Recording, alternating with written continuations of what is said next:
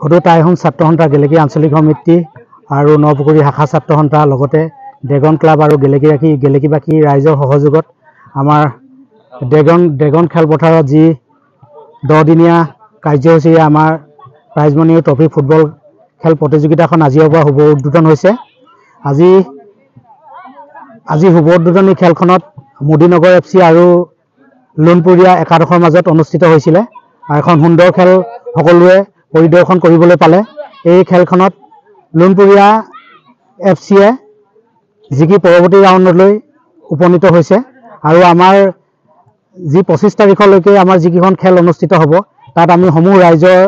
সহায় সহযোগিতা বিচাৰিছো যাতে আমাৰ খেলখন পৰৱৰ্তী